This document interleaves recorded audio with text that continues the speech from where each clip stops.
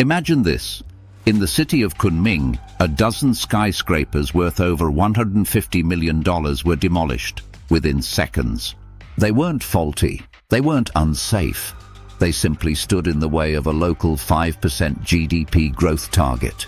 This moment says a lot about how China has pursued growth for decades. Fast, massive, and sometimes purposeless. Build first. Ask questions later. But that model is running out of steam. Today, Beijing is trying to shift course. It's investing in emerging sectors like artificial intelligence, robotics, and smart devices to improve the lives of its citizens, not just to hit growth targets. Between now and 2035, China aims for an average annual growth of 5%. If it succeeds, the country's per capita GDP would double compared to 2020. That would finally push China into the ranks of high-income nations, something it's dreamed of for over a century. But there's a catch. GDP growth isn't always productive growth. You can build a highway, tear it down, rebuild it, and do that over and over, and all of it counts as economic growth. GDP doesn't care if something is useful or not. It only measures money being spent. And this isn't unique to China. But local governments there have leaned into this loophole hard, demolishing perfectly good buildings just to meet short-term targets. In the long run, that kind of growth isn't real. It doesn't benefit the people. And as China's economy matures, it needs to take the next step, shifting growth from state-led investment to household consumption. Over the next decade, China wants to reshape its economy, less about factories and construction, more about everyday spending by its people. But that's easier said than done. It's one thing to build a machine. It's another to convince people to actually use it. In 2023, China's per capita GDP was around $12,600, just shy of the World Bank's high-income threshold of $13,800. That bar will keep rising, possibly reaching $18,200 by 2035. If China misses its growth goals, it risks falling into the so-called middle-income trap, where a country gets stuck, unable to grow richer or compete with more advanced economies. But even that doesn't tell the full story of prosperity. GDP alone ignores a critical factor: consumption. To grow sustainably, an economy has to produce, sell, and circulate money. That means people need to spend. For years, Chinese policymakers have talked about shifting away from exports and construction toward consumer spending. And it's urgent now, because global trade is changing. US tariffs and rising geopolitical tensions have made exports riskier. At the same time, countries like Germany, Japan, and India are ramping up their own manufacturing and supply chains. Globalization is, in many ways, reversing, and China is paying the price. Currently, household consumption makes up only 39% of China's GDP, the lowest share among major economies. In the US, it's 68%. In Brazil, South Africa, and the UK, it's over 60%. Even Japan, with its aging population, sits at 53%.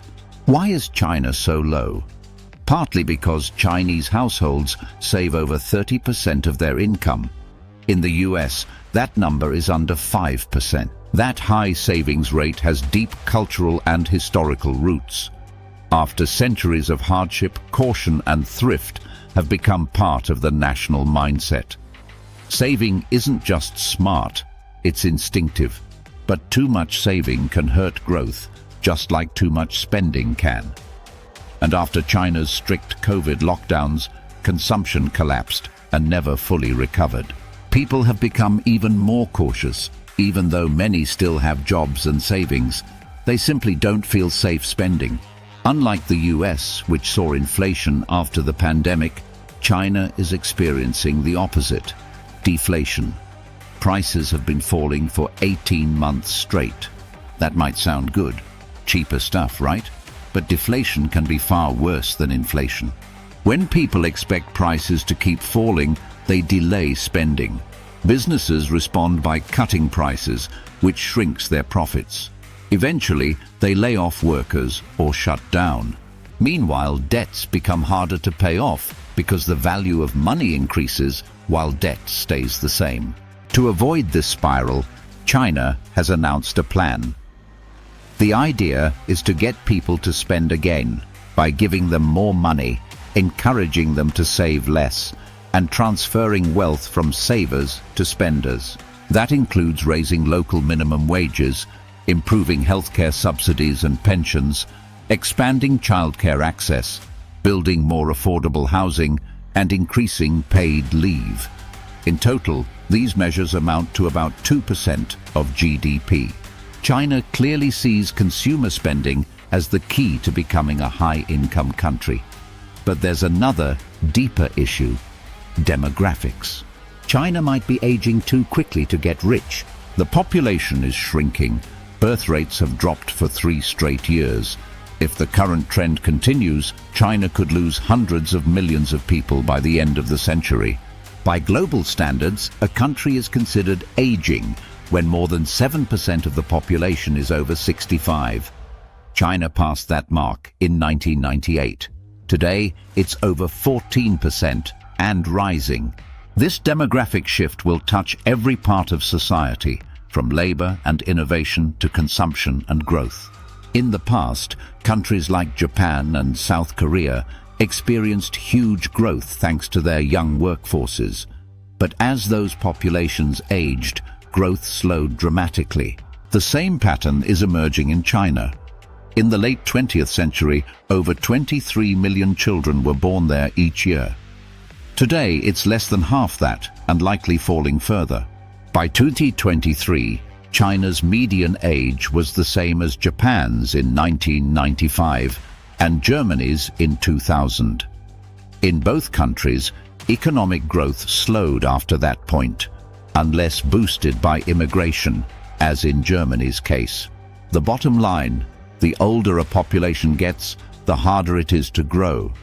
No major economy with more than 15% of its population over 65 has sustained GDP growth above 4% for over a decade. So what's China's plan? Innovation. Beijing is betting big on artificial intelligence and robotics to make up for its shrinking workforce. But this is uncharted territory.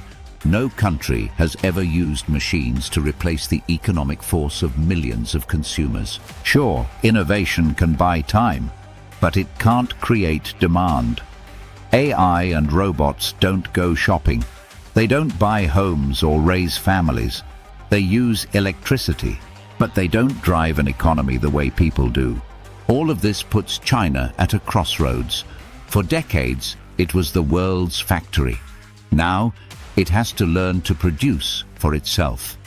That transition from producer to consumer, from quantity to quality, won't be easy. It requires not just policy change, but a mindset shift. But if China can ease the burden on households and adapt to an aging society, it could find a new kind of strength, one based on steady, sustainable, and people-driven growth. And that might prove even more powerful than the boom years ever were.